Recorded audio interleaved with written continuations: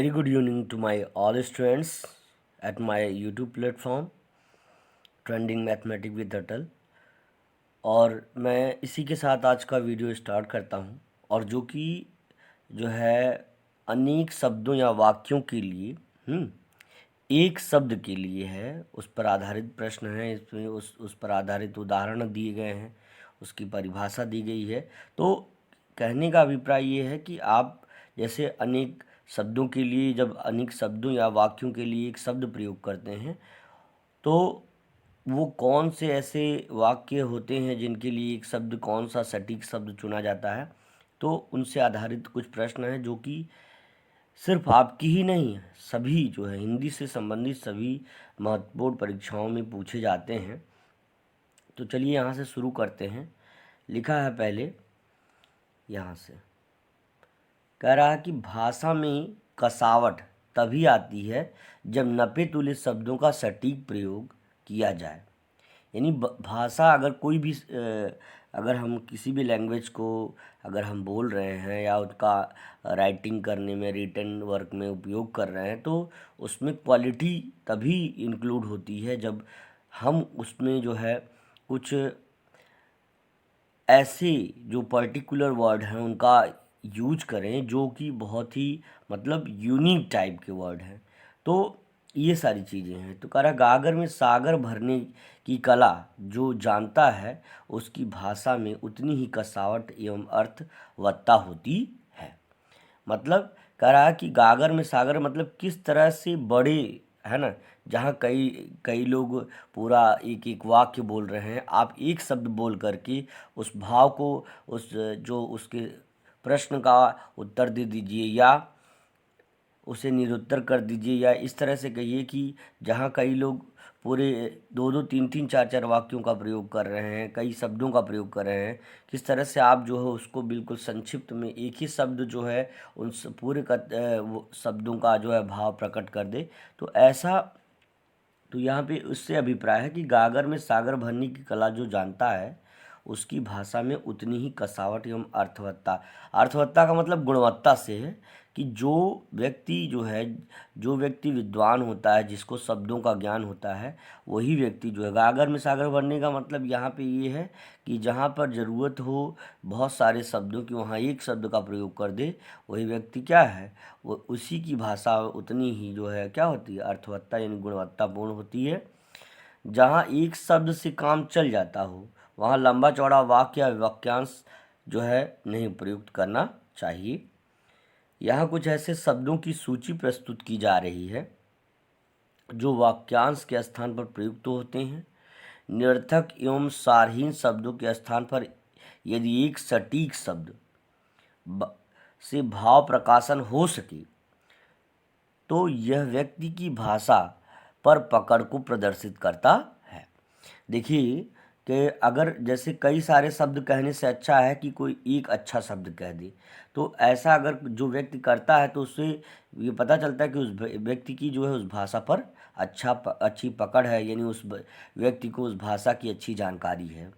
जहाँ तक संभव हो हमें अनेक शब्दों द्वारा व्यक्त मंतव्य का बोध कराने वाले किसी एक शब्द का प्रयोग ही करना चाहिए। संभव हो सके तो अगर अनेक शब्द जिसके लिए प्रयुक्त हो रहे हों, उसके लिए जो मूल एक शब्द जो कौन सा आएगा उसका जो है हमको प्रयोग आना चाहिए। तो चलिए अब आगे बढ़ते हैं उदाहरण की ओर। यानी ये क्या है कि अनेक शब्दों अथवा वाक्यों के लिए एक शब्द से संबंधित जो है परिभाषाएं और उदाहरण था, जिसमें मूल रूप से यही कहा गया था कि हमको जैसे कई शब्द कहने से अच्छा है कि हम उसका एक ही शब्द में उस सारे शब्दों का भाव भर दें। तो ये हो जाएगा जो है अनेक शब्दों के लिए एक शब्द, या वाक्य कथन के लिए जो है एक शब्द, है ना, कथन के लिए, पूरे कथन के लिए एक शब्द। तो अब देखिए एक कथन है कि जो मन की बात जानता हो, है ना, याद रखिए कि जो मन की बात जानता हो, आपको देखे और आपके मन की बात जो हो वो जान जाए, तो ऐसा है कि वो अंतर्यामी होता है ना। तो सिर्फ एक ही जो है अंतर्यामी है, और वो है कौन, ईश्वर। ईश्वर अंतर्यामी होता है और ईश्वर से बड़ा कोई नहीं है। तो मन की बात अन्य कोई नहीं जान सकता, है ना। हाँ, दूसरा यदि है कोई तो वो माँ है। माँ ही जो है ईश्वर के बाद एक जो है अपने बच्चों की, अपनी मतलब बेटियों का, जो जो भी बच्चों में बेटी बेटियां दोनों आते हैं, उनके मन के भाव को समझ लेती है। तो लेकिन मन की बात जानने वाला, सारी बातें जो है मन की बात ईश्वर ही जान सकता है और कोई नहीं। तो ईश्वर को अंतर्यामी कह सकते हैं। तो मन, जो मन की बात जानता हो, तो जो मन की बात जानता हो उसके लिए क्या शब्द आएगा? अंतर्यामी शब्द आएगा। जिसके आने की तिथि ना हो, है ना। अतिथि, बहुत सारे सब बच्चे अतिथि, भाई एक मूवी भी है अतिथि से संबंधित है ना। तो इस तरह से याद रखिए कि जिसके आने की तिथि ना हो, यानी जिसके आने का कोई डेट टाइम फिक्स ना हो, वो कभी भी आ सकता है ना। तो वो अतिथि है। लेकिन आजकल क्या है, आजकल तो भाई मोबाइल का ज़माना है।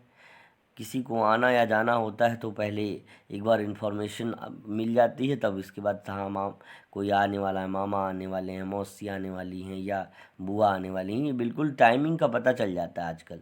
लेकिन पहले क्या था, पहले के समय में जब ये व्यवस्थाएं नहीं थी तो किसी के भी, जो कोई भी रिलेटिव है ना, कोई भी गेस्ट है, उसके आने का हमको पता नहीं चलता था कि वो किस टाइम पे आ जाएगा, कब शाम आ जाएगा, सुबह में आ जाएगा।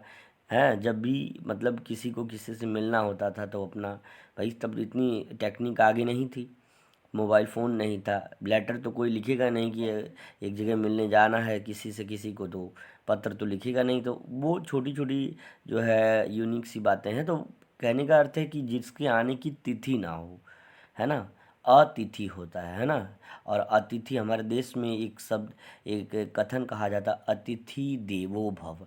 हमारे देश में जो है अतिथियों को देवता तुल्य माना गया है, अतिथि को जो है देवता तुल्य माना गया है। तो ये चीज़ जान लीजिए, ये इसके आने की तिथि ना हो, है ना, डेट टाइम फिक्स करके जो ना आए, वो अतिथि होता है ना, यानी मेहमान या गेस्ट होता है ना। जिसे जीता ना जा सके, अजेय होता है ना। जिसे जीता ना जा सके, क्या हो जाए? अजेय हो जाएगा, है ना। जिसे जीता ना जा सके तो क्या हो जाएगा? वो अजेय हो जाएगा। चलिए आगे बढ़ते हैं। जिसकी गणना, जीता ना जा सके का मतलब है जिसको कोई हरा ना पाए, जिसको जीतना संभव ही ना हो। और जिसकी गणना ना, तारों की गणना आप कर सकते हैं, नहीं कर पाएंगे। बालों की गणना आप कर सकते हैं, नहीं कर पाएंगे, है ना। और कितने डस्ट पार्टिकल हैं, धूल मिट्टी के कण हैं, हवा में तैर रहे हैं, उनको आप काउंट कर पाएंगे? तो यू कैन नॉट। तो यहाँ से हम कह सकते हैं कि जिसकी गणना ना हो सके वो अगणित है अगणित, है ना। जिसकी गणना ना हो सके। जिसकी आशा न की गई हो, अप्रत्याशित। जैसे कभी कभी क्या होता है कि कोई कार्य होता है और ये बुलाया सबको जाता है, और उसमें एक ऐसा व्यक्ति भी सम्मिलित हो जाता है, ऐसा जिसकी उम्मीद नहीं की गई रहती कि एक व्यक्ति भी इसमें शामिल हो पाए होगा, इससे मतलब दुश्मनी है तो ये नहीं आएगा। लेकिन वो व्यक्ति भी जब शामिल हो जाए तो ऐसी, जिससे आशा ना की गई हो तो अप्रत्याशित। अब दूसरी उदाहरण के तौर पे कि जो व्यक्ति जैसे इस तरह से हो कि 4-5 बच्चे हैं, उनमें एक बहुत पुअर बच्चा यानी कमज़ोर है, और वो बच्चा जो है टॉप कर दे क्लास में, तो वो कार्य जो हो जाएगा अप्रत्याशित हो जाएगा। बच्चे, भाई अध्यापक तो ये समझेगा कि हमारा जो टैलेंटेड बच्चा है वो आगे निकलेगा, लेकिन अंदर अंदर कौन मेहनत कर रहा है, कौन जान रहा है, तो ये अप्रत्याशित चीज़ें हो जाएंगी। प्रत्याशित वो भाई जो बच्चा टैलेंटेड है और वही टॉप कर रहा है। लेकिन कभी कभी ऐसा भी होता है और खेल उल्टा हो जाता है, जो बच्चे लगता है कि ये मेहनत नहीं कर रहे हैं, लेकिन वो अंदर अंदर इतना जो है बिल्कुल मतलब अपने लिए जो है प्रतिबद्ध होते हैं, और एक गोल को लेकर के इतना ज़्यादा अलर्ट रहते हैं कि वो अपना पूरा हार्ड वर्क करके अपना रैंक ला देते हैं। ऐसा बहुत सारा उदाहरण देखा गया है, हमने देखा भी है। तो चलिए देखते हैं आगे। जिसकी कोई उपमा ना हो, है ना, उपमा हो ना हो। उपमा का मतलब जिसका जिसका कोई, जैसे किसी चीज़ की से उसकी तुलना ना की जा सके, है ना, तो वो अनुपम हो जाएगा, है ना। जिस चीज़ से किसी को उपमा मतलब नहीं दी जा सकती है, तो नेत्र को चाँद का या बिजली की उपमा दी जाती है, तो वो उपमा है। लेकिन जिनका कोई, जैसे जिनके लिए कोई दूसरा उदाहरण नहीं दी जाए किसी, मतलब, तो वो जो है कोई भी शब्द ऐसा पर्टिकुलर हो सकता है, तो वो हो जाएगा आपका क्या है, अनुपम हो जाएगा।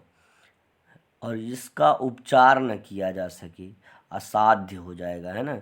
तो याद रखिएगा कि बहुत सारे ऐसे रोग हैं जो असाध्य रोग हैं।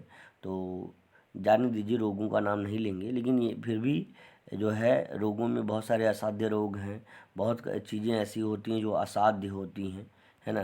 तो जिसका जो है उपचार ना किया जा सके, जिसका सुधार ना किया जा सके, जिसमें बदलाव ना किया जा सके, वो हो जाएगा क्या है, असाध्य हो जाए। जिससे भले बुरे का ज्ञान ना हो, जैसे हम पढ़ा बच्चों में ही है, हम जैसे ये कहें कि जिसका भाई जिसके जिसे भले बुरे का ज्ञान ना हो, जैसे बहुत सारे बच्चे होते हैं, जब पढ़ाया जाता है तो उस समय कहीं और देखते हैं, कंसंट्रेशन उनका नहीं रहता है। अब इन्हीं में जो बच्चे हमसे जुड़ चुके हैं, सारे बच्चों को गुड इवनिंग सबसे पहले बोलना चाह रहा हूँ। तो देखिए, उन्हीं में क्या है, बहुत सारे बच्चे जो हैं नोट डाउन कर ले रहे होंगे, साथ साथ देखते देखते कॉपी लेके बैठे होंगे। और बहुत सारे बच्चे हैं कि देख तो रहे होंगे माँ बाप के कहने की वजह से, लेकिन वो पूरी कंसंट्रेशन के साथ अपना कार्य नहीं कर रहे होंगे। तो अ, ऐसा नहीं है, हमें उम्मीद है कि सारे हमारे बच्चे जो है कंसंट्रेट होकर कर रहे होंगे। लेकिन यदि ऐसा कोई कर रहा है तो उसी चीज़ को कहा जाएगा क्या है, कि जिसे भले बुरे का ज्ञान ना हो। यदि आपको आपके भले का ज्ञान होगा तो आप कंसंट्रेट होकर पढ़ेंगे। अदर कमेंट, अदर चैट में मतलब जुड़िए, ऐसा नहीं है, चैट करेंगे, कमेंट करेंगे तो हमें ये लगेगा कि हाँ, आपके द्वारा भी एक्टिविटी आपकी है तगड़ी और आप मेहनत कर रहे हैं। तो लेकिन ऐसे नहीं, बिल्कुल आपको कंसंट्रेट हो जाना है पढ़ाई से लेकर। तो कह रहा है जिससे तो अपने भले का ज्ञान होना चाहिए, भले और बुरे का, हमारे लिए क्या बुरी चीज़ें हैं, क्या अच्छी चीज़ें हैं, उन चीज़ों का ज्ञान होना चाहिए। तो ऐसा जो है जिनके पास नहीं होता वो अविवेकी होता है, और जिनके पास मतलब भले बुरे का ज्ञान होता है वो विवेकी होते हैं। ये शब्द भी आप जान लीजिएगा, जिससे भले बुरे का ज्ञान हो, अगर मान लो ये लिखा हो तो विवेकी हो जाएगा, है ना। और अगर जो जिसको ज्ञान ना हो वो अविवेकी हो जाता है। अच्छा, जिसका जन्म ना हुआ हो वो अजन्मा हो जाता है ना। ईश्वर अजन्मा माना जाता है, कि ईश्वर जो होते हैं अजन्मा होते हैं, है ना, उनका जन्म नहीं होता है। वो जो है क्या है, अवतरित होते हैं, अवतार लेते हैं। तो अब जो संविधान के प्रतिकूल हो, जानते हैं कि इंडियन कॉन्स्टिट्यूशन में, यानी भारत के संविधान में बहुत सारी ऐसी चीज़ें हैं जिसमें लोगों को समानता दी गई है ना। और किसी तरह का आप जो है कोई अपराध नहीं कर सकते, अपराध करेंगे तो उसके लिए दंड है।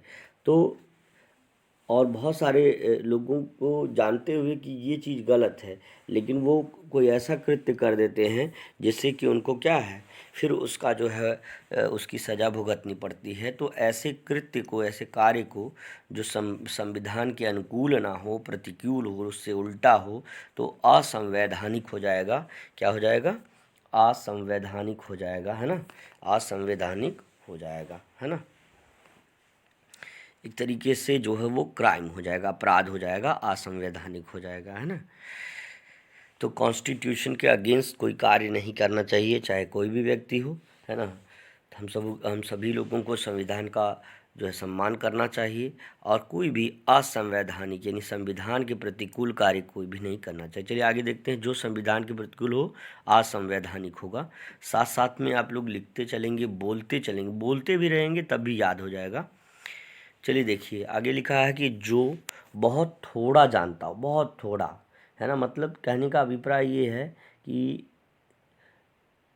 बहुत थोड़ा जानता हो, अल्पज्ञ हो, यानी जैसे किसी किसी को किसी विषय में बहुत कम जानकारी होती है। अब जैसे मुझे ही अगर मैं कहूँगा तो अली बे ते से पे ये सब कह सकता हूँ, लेकिन मुझ में उर्दू के बारे में मुझे बहुत कम जानकारियाँ हैं। तो मैं उससे उस विषय को लेकर के मैं अल्पज्ञ हूँ, है ना। तो इसी तरह से जो कम जानता हो कि किसी भी विषय में, वो उस विषय से संबंधित अगर बात की जाए तो वो उसके लिए अल्पज्ञ है। अल्पज्ञ माने अल्प ज्ञाता, यानी अल्प ज्ञान वाला व्यक्ति। तो अब देखो, जो व्यर्थ का व्यय करता हो अपव्ययी होता है ना। जो व्यर्थ का व्यय करता हो, बहुत सारे लोग हैं जो अपव्ययी हैं, और अपव्ययी होना बहुत बड़ा दुर्गुण है। और जो है हमको अल्पव्ययी होना चाहिए, या मितव्ययी जिसको कहते हैं, मितव्ययी होना चाहिए, क्योंकि मितव्ययी लोग ही सफलता की तरफ आगे बढ़ते हैं। व्यर्थ का व्यय करने वाले सफल नहीं हो सकते। तो अपव्ययी नहीं हमको बनना है, हमको मितव्ययी बनना है। तो लेकिन याद रखिए कि जो व्यर्थ का व्यय करता हो, फजूल का खर्च करता हो, फिजूल खर्च करता हो, यानी अनावश्यक पैसा आ गया तो बर्गर खा लें, ये कर लें, वो कर लें, यानी अनावश्यक कार्य करें, तो वो अपव्ययी हो जाएगा। अपव्ययी यानी अनावश्यक धन खर्च करने वाला, यानी धन का जो है धन का सदुपयोग करना अपव्यय नहीं होता है। लेकिन जो धन का दुरुपयोग करता है, धन को अनायास व्यर्थ करता है, वो अपव्ययी हो जाएगा। उसका अपव्यय कर रहा है। तो देखो, जो विधान की है ना, अवैधानिक हो जाएगा, जो विधान के विपरीत हो, है ना।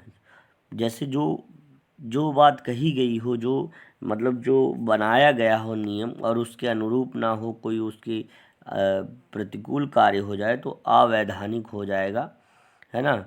अब उसके बाद करें, जिसका निवारण ना हो सके तो अनिवार्य हो जाएगा, है ना। बहुत सारे ऐसे प्रश्न होते, लिखा जाता है कि यह प्रश्न अनिवार्य है ना। प्रश्न करना अनिवार्य, तो यानी मतलब उस प्रश्न को करना ही करना है ना, रॉन्ग राइट आपको करना ही करना है। तो इस तरह से जिसके माता पिता ना हो, ऑर्फन यानी अनाथ हो जाता है। ऑर्फन यानी अनाथ हो जाता है। देश में बहुत सारे अनाथालय हैं, तो उनमें बहुत सारे बच्चे रहते हैं जिनके माँ बाप नहीं होते। तो चलिए ठीक है, याद रखिए इस चीज़ को कि जिसके माँ बाप ना हो वो अनाथ होता है, यानी ऑर्फन होता है। जो इंद्रियों से परे हुए, सॉरी, जो कुछ भी नहीं जानता हो, मतलब जो कुछ भी, यानी कुछ भी उससे किसी चीज़ का ज्ञान ना हो, तो वो अज्ञ व्यक्ति हो जाएगा। वो क्या हो जाएगा?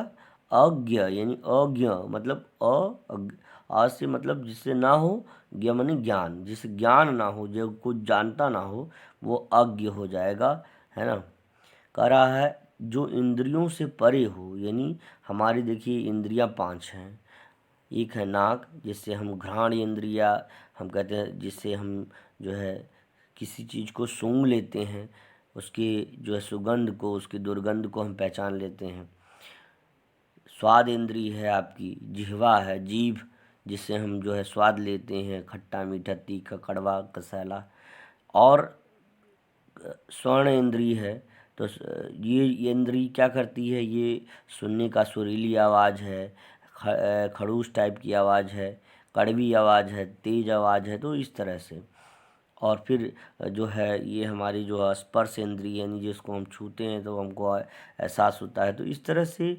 और दृश्य इंद्रिय हमारी, जो हम अच्छा बुरा ये सारी चीज़ें देखते हैं। तो कहने का अभिप्राय ये है कि इंद्रियां क्या है, जिसके समान इंद्रियों का ज्ञान जिससे ना हो, है ना, या जो इंद्रियों से परे हो, सॉरी, जो इंद्रियों से परे हो, वो क्या हो जाएगा? अगोचर हो जाएगा। ठीक है ना। चलिए आगे देखते हैं। अब इसके बाद कह रहा है जो जिसके समान कोई दूसरा ना हो, अद्वितीय होता है ना। क्लास में ऐसे भी बच्चे होते हैं कि जिसके समान उस क्लास में कोई दूसरा नहीं होता है, या बहुत ऐसे पुरुष हैं जिनके समान उनका स्थान कोई नहीं ले सकता। तो ऐसे लोगों को अद्वितीय, या ऐसे व्यक्तियों को, या उन्हें ही हम जो है क्या कहेंगे? अद्वितीय कहेंगे, जिसके समान कोई दूसरा ना हो, है ना। इंद्रियों से जिसका ज्ञान ना हो सके, इंद्रियों से जिनका ज्ञान ना हो सके, अगोचर होता है ना। जैसे बहुत सारी ऐसी चीज़ें हैं जिनका इंद्रियों से ज्ञान नहीं होता है, आत्मज्ञान हो जाएगा। तो इंद्रियों से ज्ञान जिसको ना हो जिस चीज़ को, तो उसे अगोचर कहते हैं, है ना। अब देश के बाहर से कोई वस्तु मंगाना आयात है ना, इम्पोर्ट कहलाती है, इम्पोर्ट यानी आयात कहलाती है। और अगर बाहर बेचना है यानी बाहर विदेश भेजना है तो वो निर्यात हो जाती है। क्या होती है? निर्यात शब्द उसके लिए प्रयोग हुआ। आयात का विलोम शब्द निर्यात हो जाएगा, है ना। तो ये भी चीज़ याद रखिएगा कि आयात का विलोम निर्यात हो जाएगा, तो यहाँ पे निर्यात शब्द का प्रयोग करना। चलिए आगे कह रहा है, गुण दोषों की विवेचना करने वाला, गुण दोषों की विवेचना करने वाला क्या हो जाएगा? आलोचक हो जाएगा। देखिए कहा गया कि निंदक नियरे राखिए, आंगन कुटी छवाए, है ना, बिन पानी साबुन बिना निर्मल करे स्वभाव। तो यानी जो आपके गुणों को बताए, जो आपके दोषों को बताए, है ना, तो उसकी विवेचना करे, उसके बारे में चर्चा करे, वो आलोचक होता है ना। तो वो आलोचक होता है। तो आलोचक भी रहना बहुत अनिवार्य है, ताकि आपके अवगुणों को भी उजागर करेगा अगर कोई आलोचक रहेगा, है ना। सब लोग अच्छे अच्छे ही कहने लगेंगे तो क्या होगा? उसका मन बढ़ जाएगा और ख़राब हो जाएगा वो बालक। लेकिन यदि कोई आलोचना कर रहा है तो उससे समझ में आएगा कि हाँ ये गलतियाँ भी हम कर रहे हैं। अब देखो ज़रा, कह रहा कि सरकारी गजट में छपी सूचना को अधिसूचना कहते हैं। जो कुछ अखबार में छप जाता है या सरकारी गजट के अनुसार यानी सरकार की सूचना के आधार पर वो करता है, तो वो सरकारी गजट या अधिसूचना कहलाता है। अत्यंत लगन एवं परिश्रम करने वाला, अध्यवसायी है, अध्यवसायी जो अत्यधिक लगन और क्या है, परिश्रम करता हो। आगे देखिए, करा कि आवश्यकता से अधिक ना रखने वाला हो, अपरिग्रह, है ना, आवश्यकता से अधिक ना रखने वाला। जैसे अब क्लास में टीचर ने कहा कि बेटा ऐसा है कि आपके पास एक पेंसिल, एक इरेजर, एक शार्पनर, इस तरह होना चाहिए। तो अब बच्चा क्या है, वो उतनी ही चीज़ें ले गया जितनी जो है उसको रिक्वायरमेंट थी, जितना अध्यापिका ने कहा था। कुछ बच्चे जो है बहुत सारी ले गए। तो जो नियत चीज़ों को ले गया यानी जिनकी उसको आवश्यकता थी उन्हीं चीज़ों को ले गया, क्या कहलाएगा? अपरिग्रह कहलाएगा। वह बच्चा अपरिग्रह कहलाएगा। ठीक है ना। अब देखो ज़रा, आशा से अधिक, है ना, तो आशातीत हो जाएगा, आशातीत हो जाएगा। यानी जब आपको जो है, आप जितनी उम्मीद किसी भी कार्य को करते समय आपने जो है, अब जैसे मान लीजिए कि आप नवोदय के लिए तैयारी कर रहे हैं और आप सिलेक्शन भी पा जाइए, ठीक, और साथ में आप वहाँ जाने के बाद कोई कंपटीशन हो उसमें टॉपर हो जाइए और आपको बहुत ढेर सारा रिवॉर्ड भी मिल जाए, तो वो क्या हो जाए? आशा से अधिक। आपने उम्मीद की थी सिर्फ सिलेक्शन की, सिलेक्शन भी हो गया और वहाँ पर तुम्हारा नाम भी हो गया, तो आशा से अधिक हो जाएगा, यानी आशातीत शब्द बन जाएगा, आशातीत।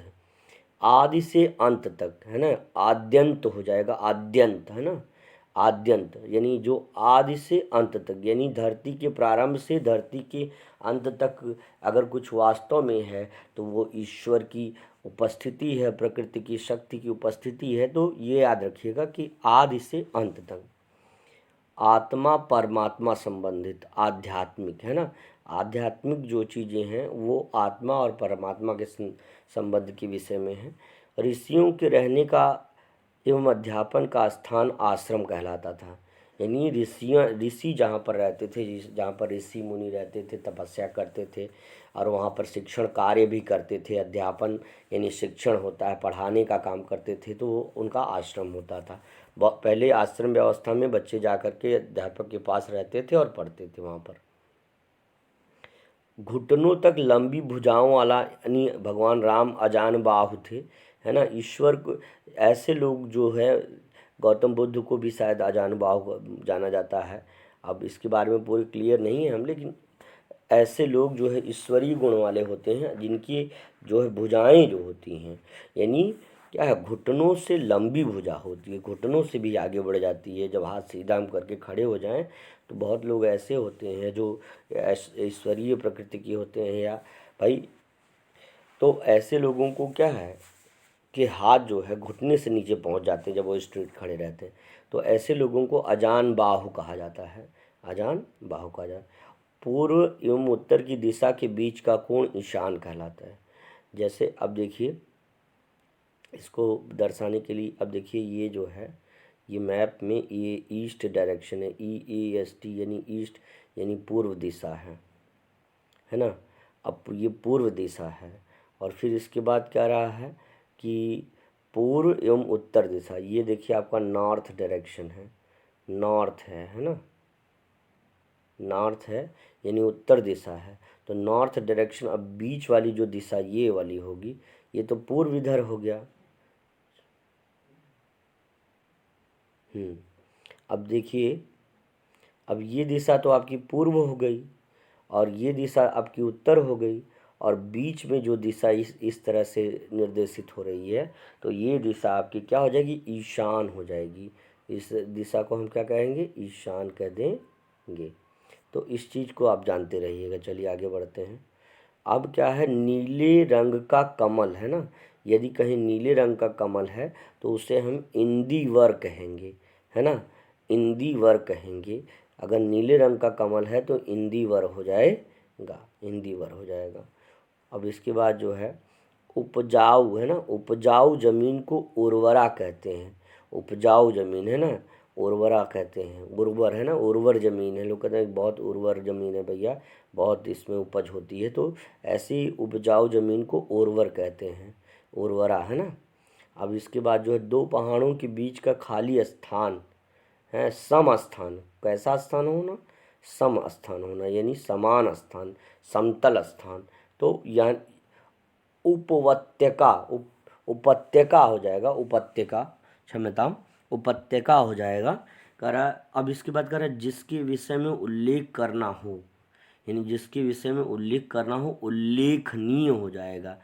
जैसे कभी कभी कहा जाता है ना कि महात्मा गांधी के बारे में जो है आप निबंध याद करके आइए, उनके बारे में जो है उनकी जीवनी याद कर, तो जब बोलते समय जो है हम उनके बारे में भी बताते हैं, तो वो ऐसे चीज़ों को हम कहते हैं उल्लेखनीय है।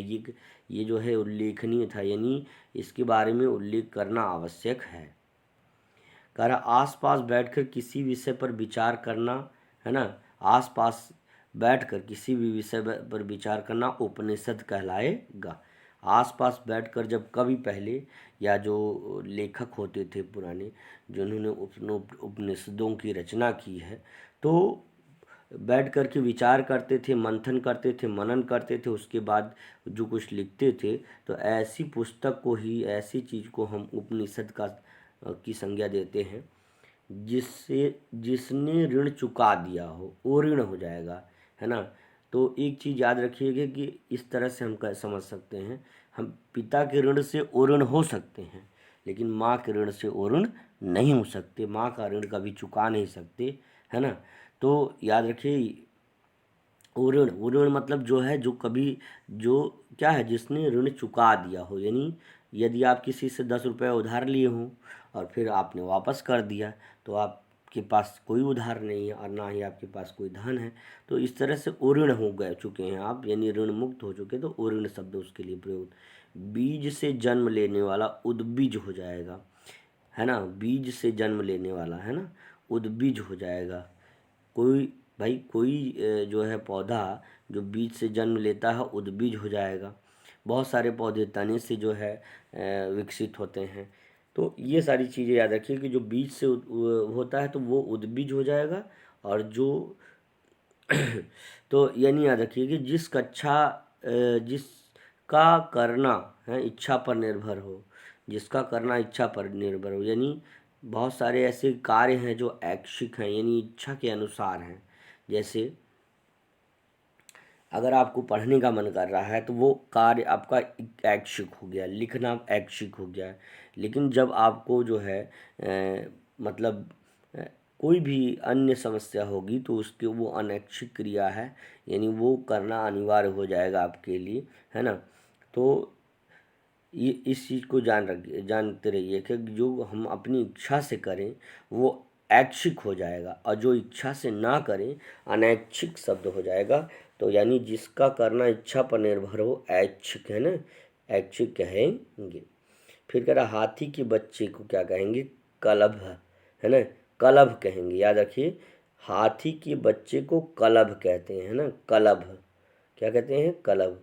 अब बिना खिला फूल यानी कली है ना, जब फूल जो है अच्छे से नहीं खिल पाता है तो उसे क्या कहते हैं, उसको हम कली कह देते हैं। यानी जो फूल बिना खिला हो यानी बिना खिला फूल कली कहलाता है, कली है ना। अब इसके बाद जो है किए हुए उपकार को मानने वाला है ना, जब आप किसी के ऊपर, जैसे कोई बच्चा है और वो बीमार है और आपके पास जो है फर्स्ट एड के से संबंधित सामान है या मेडिसिन इत्यादि आप उसको खिला दिए, वो बुखार है उसका ठीक हो गया, तो फिर वही लड़का आपको थप्पड़ मार दे, तुमने मेरे लिए क्या किया, तो ऐसा नहीं होना चाहिए। तो ऐसे लोगों को कृतज्ञ कहा जाता है ना, कृतज्ञ कहा जाता है। ऐसे लोगों को कृतज्ञ कहा जाता है। और जो उपकार मान ले, मानने वाला जो हो जाए वो कृतज्ञ हो जाएगा, है ना, वो कृतज्ञ हो जाएगा। तो उपकार को मानने वाला क्या हो जाएगा, है ना। जैसे इसके लिए, कृतज्ञ के लिए ग्रेटफुल वर्ड आता है इंग्लिश में, ग्रेटफुल, है ना।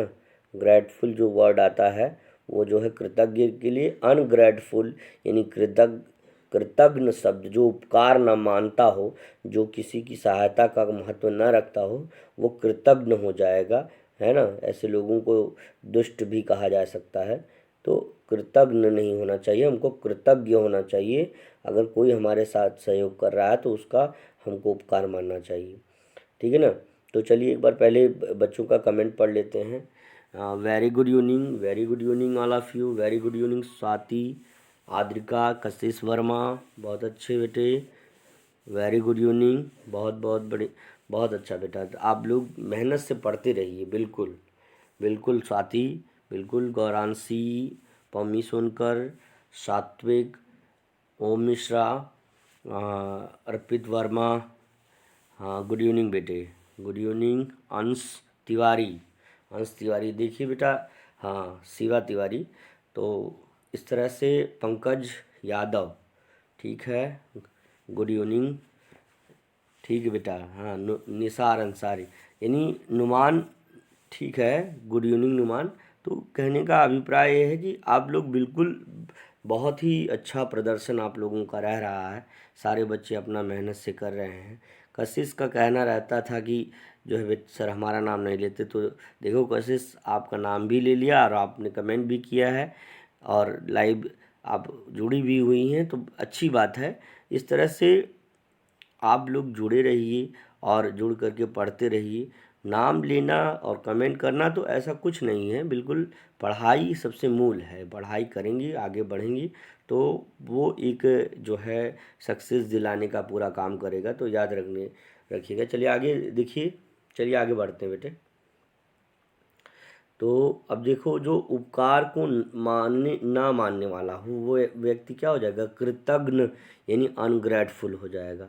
लता से घिरा हुआ, लता और वृक्षों से घिरा हुआ क्या हो जाएगा, कुंज, है ना, कुंज हो जाएगा जो लता और वृक्षों से घिरा हुआ हो, है ना।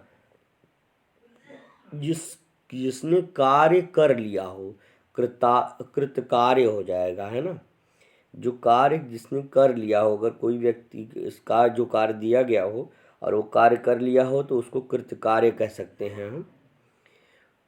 वह ग्रहण जिसमें सूर्य या चंद्रमा पूर्ण ढक जाए तो क्या होगा, खग्रास हो जाएगा। बहुत, जैसे चंद्र ग्रहण और सूर्य ग्रहण के बारे में आप लोग सुनते हैं ना, तो जब ऐसा चंद्र ग्रहण या सूर्य ग्रहण लगे, जब वो पूरी तरह से चांद यदि हो या सूर्य हो, वो पूरी तरह से बिल्कुल जो है ऐसे डार्क हो जाए, काला हो जाए, तो ऐसे जो है ग्रहण को खग्रास कहते हैं, खग्रास, तो याद रखिएगा। वह आकर्षण शक्ति जिससे पृथ्वी किसी वस्तु को अपनी ओर, भाई न्यूटन जी को आप लोग जानते हैं कि नहीं जानते, ये तो नहीं जानते हम, लेकिन न्यूटन एक वैज्ञानिक थे जिन्होंने जब एक जगह एक बार वो पेड़ के नीचे बैठे थे, सेब का पेड़ था, और अचानक से जो है वो सेब उनके सर पर आके गिर गया, ठीक है ना। तब उन्होंने जो है फिर उस सेब को उठाया और तेजी से उछाला ऊपर की ओर, और फिर वो जो है आकर के नीचे गिर गया, तो फिर उछाला, फिर गिर गया। तो उन्होंने इस बात से जो है उनको वो एक तथ्य पर पहुँचे, उन्होंने कहा कि जो है पृथ्वी में अपना एक गुरुत्व है जिसके कारण वो वस्तु को आकर्षित करती है। तो गुरुत्वाकर्षण बल ही इस शक्ति को गुरुत्वाकर्षण बल कहा जाता है। तो वह आकर्षण जिससे वस्तु क्या है पृथ्वी अपनी ओर खींचती है, तो गुरुत्वाकर्षण या इंग्लिश में ग्रेविटेशन कहलाता है। तो जिसकी गणना प्रतिष्ठा प्राप्त लोगों में की जाती है गणमान्य हो जाता है। यानी आप उस जैसे आप मान लीजिए जितने भी बच्चे हैं हमारे पढ़ रहे हैं लगातार, उनमें से सभी बच्चे सेलेक्ट हो जाएंगे यदि, तो उनको जो है प्रतिष्ठित लोगों के द्वारा, यानी जो लोग अच्छे ओहदों पर हैं, ये कहा जाएगा कि हाँ पलक, और ये कहा जाएगा कि हाँ कशिश है, फिर कहा जाएगा कि नहीं स्वाति वर्मा।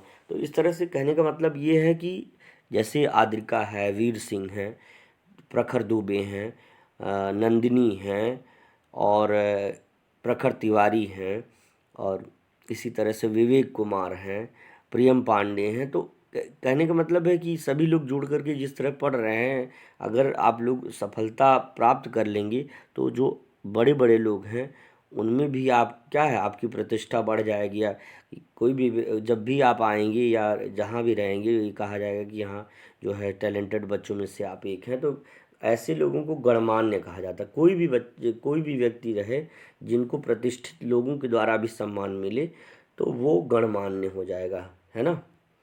जो शीघ्र ना पच सके ऐसा गरिष्ठ होता है ना।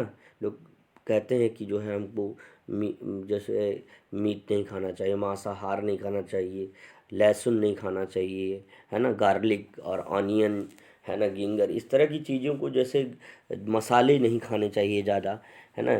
तो ऐसी चीज़ें क्या होती हैं गरिष्ठ, यानी जो सुपाच्य ना हो, है ना, अपाच्य एक तरीके से हो, जो पच ना पाए आसानी से, तो उसके लिए शब्द होता है गरिष्ठ, है ना। और जो चीज़ें आसानी से पच जाएं, ऐसे भोजन को, जो भोजन इस तरह से आसानी से पच जाए तो उसको हम सुपाच्य भोजन कहते हैं, गरिष्ठ नहीं कह सकते।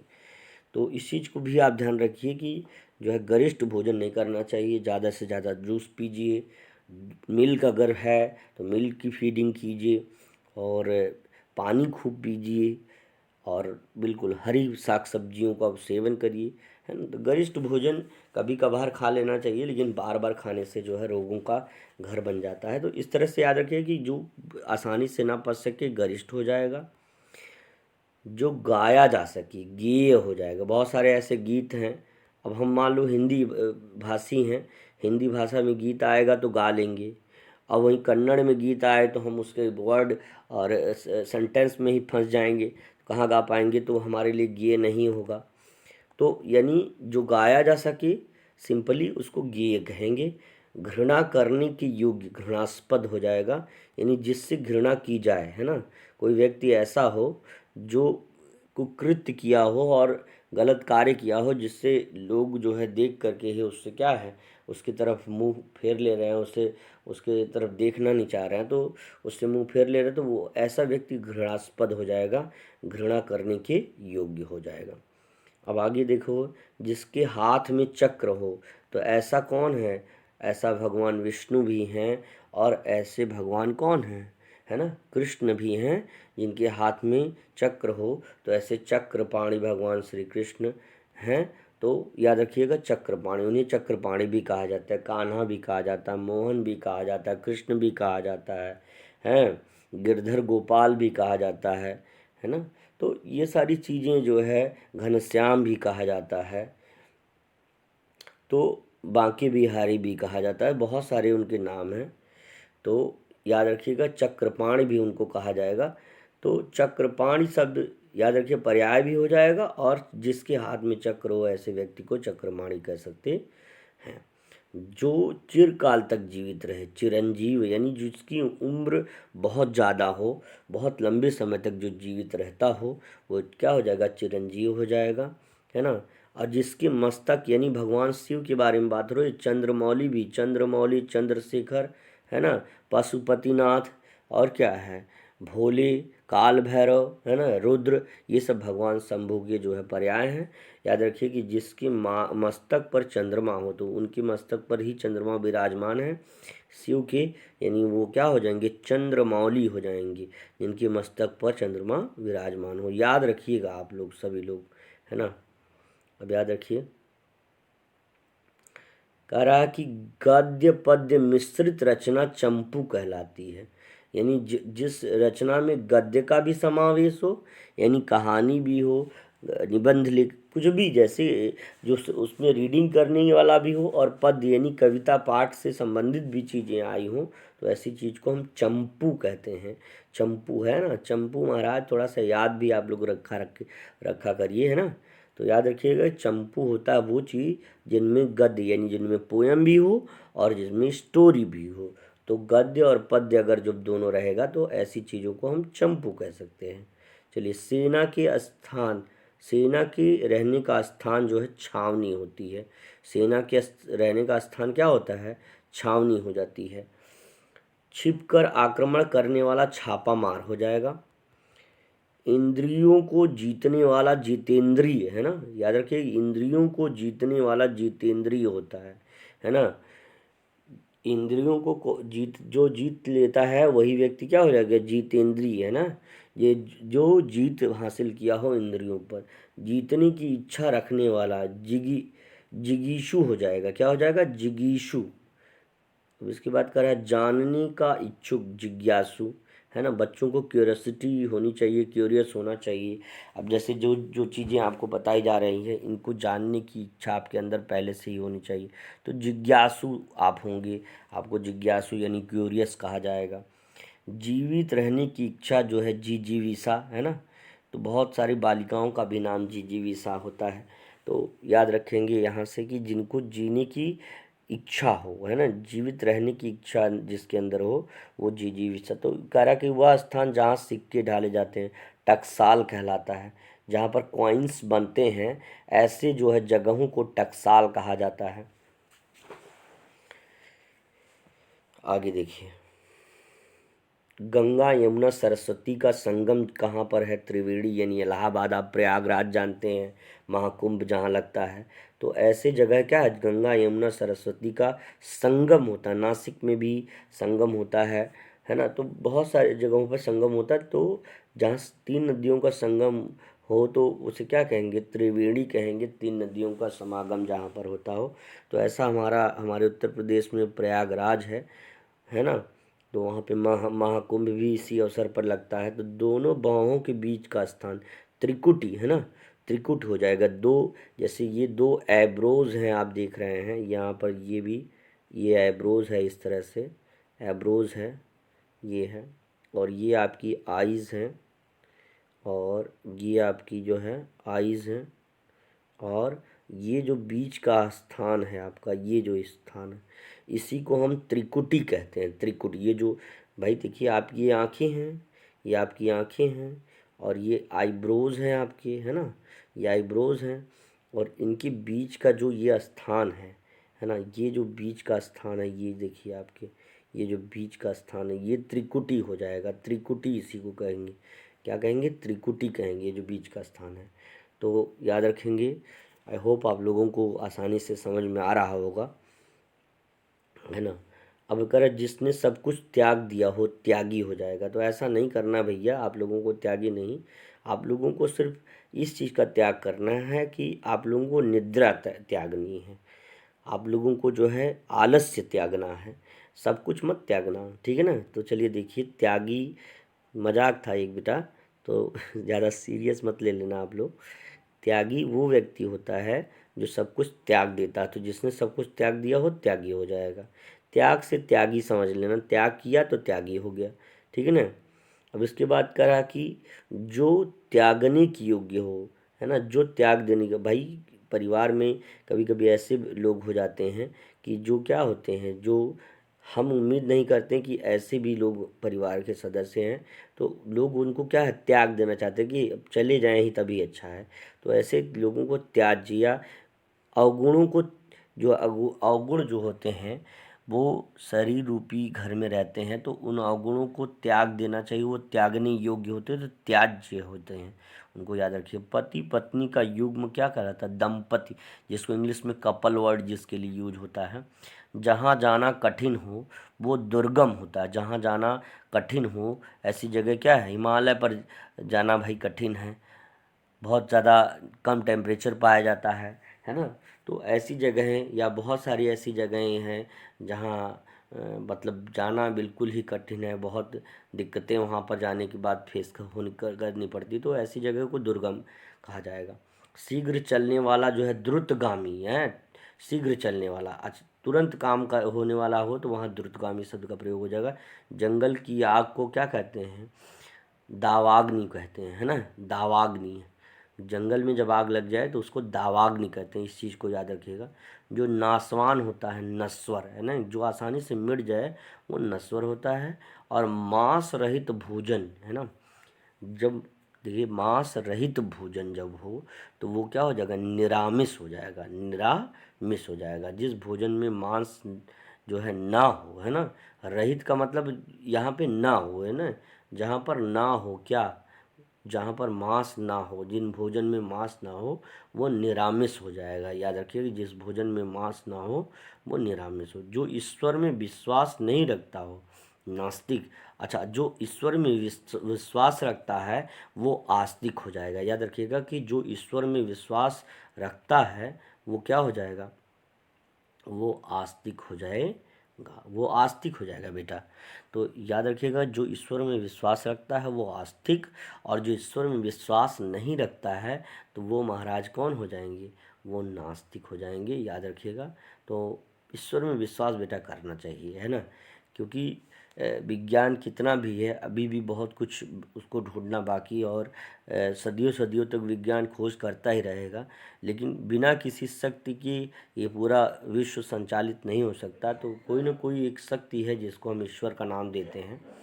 तो याद रखिएगा कि ईश्वर में विश्वास करना हमको ज़रूरी होता है। ईश्वर में विश्वास ना करने वाला व्यक्ति नास्तिक होता है। जो नहीं करता है वो नास्तिक, और जो करता है वो आस्तिक, है ना। अगर जो अभी उत्पन्न हुआ हो, नवजात कहते हैं ना, नवजात शिशु, हॉस्पिटल्स में जो है लिखा रहता है नवजात शिशु, है ना, याद रखिए। तो जो अभी उत्पन्न हुआ हो, यानी जल्दी जल्दी जिसका जन्म हुआ हो, अभी जल्दी में ही करंटली जिनका बर्थ हुआ हो, तो वो नवजात हो जाएंगे। जिसका कोई रूप ना हो, निराकार, ईश्वर का एक रूप निराकार भी है। बहुत लोग निराकार ब्रह्म को पूजते हैं, बहुत लोग साकार ईश्वर को मूर्तियों में पूजते हैं, है ना। तो इस तरह से तो निराकार है। जो रात्रि में विचरण करे, निशाचर, जिसको इंग्लिश में नॉकटर्नल कहते हैं, नॉकटर्नल कहते हैं, नॉकटर्नल होता है। नॉकटर्नल यानी रात्रिचर होता है, निश्चर होता है, निशाचर होता है ना, याद रखेंगे, निशाचर, है ना। तो निशाचर शब्द जो है क्या है? रात्रि में विचरण करने वाला। भाई राक्षसों को निशाचर कहा जाता है। तो माना जाता है कि राक्षस जो है निशा में, यानी जो है। और आप जानते हैं उल्लू जो होते हैं, उल्लू हैं, उदबिलाव हैं, और जो है बहुत सारी जो जंगली बिल्ली हैं, और बहुत सारे ऐसे जंतु हैं जो रेप्टाइल्स हैं, वो क्या होते हैं? रात में ही अपना भ्रमण करते हैं अपने शिकार के लिए, तो निशाचर उनको कहा जाएगा, नॉकटर्नल कहा गया। निंदा करने की योग्य, है ना, निंदनीय। कोई भी कार्य है अगर वो सही है तो उसको क्या है? प्रशंसनीय हो जाएगा। यानी उसका निंदनीय का उल्टा प्रशंसनीय हो जाएगा। याद रखिएगा, विलोम शब्द में आएगा तो निंदनीय का प्रशंसनीय हो जाएगा। लेकिन यदि निंदा करने योग्य के लिए एक शब्द आए तो निंदनीय शब्द आपका सही हो जाएगा। पृथ्वी से संबंधित पार्थिव होता है ना, पार्थिव, पृथ्वी से संबंधित। देखिए सबका शरीर पार्थिव होता है। तो याद रखिए कि क्योंकि ये शरीर जो है माना जाता है कि मिट्टी से बना और मिट्टी में विलीन हो जाता है, तो इसलिए पार्थिव कहा जाता है। तो याद रखिए कि पार्थिव जो है पृथ्वी से संबंधित है, यानी मिट्टी में से निर्मित होना और मिट्टी में ही मिल जाना है। याद रखिए, रात्रि का प्रथम प्रहर प्रदोष कहलाता है। रात्रि का पहला पहर क्या कहलाएगा? प्रदोष कहलाएगा। आगे देखिए, अब देखिए कुछ और हैं शब्द, तो ये आखिरी शब्दों को मैं बताने जा रहा हूँ आपको। तो इतिहास से पहले, है ना, प्री हिस्टोरिक एज इसको इंग्लिश में कहते हैं। तो प्री हिस्टोरिक एज यानी प्रागैतिहासिक, है ना, काल। प्रागैतिहासिक यानी प्री हिस्टोरिक जो कहलाएगा, प्रागैतिहासिक यानी जो जिनके बारे में कोई लिखित प्रमाण ना मिले, वो जो इतिहास के पहले की हों, है ना।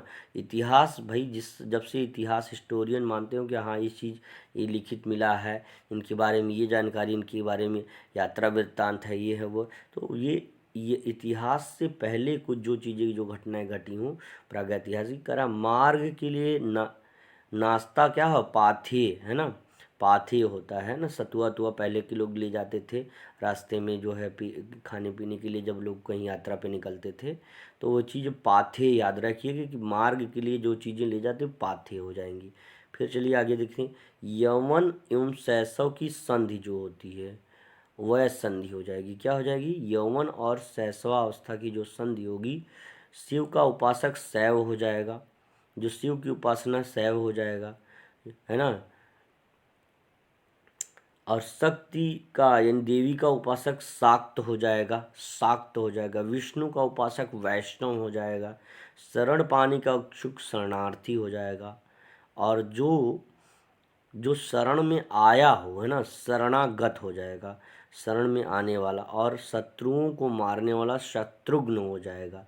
चलिए ठीक है, एक बार बच्चों को कमेंट पढ़ लेते हैं। देख रहे हैं सारे बच्चे हमारे जुड़े हुए हैं, बहुत अच्छे बेटे, बहुत अच्छे, वेरी गुड। दिव्या सिंह, आस्था और कशिश वर्मा, वेरी गुड इवनिंग बेटे सब लोगों को। ठीक है, सब लोग हमारे प्यारे बच्चे मेहनत से पढ़ रहे हैं, बहुत अच्छे। नंदिनी बहुत अच्छी बेटा।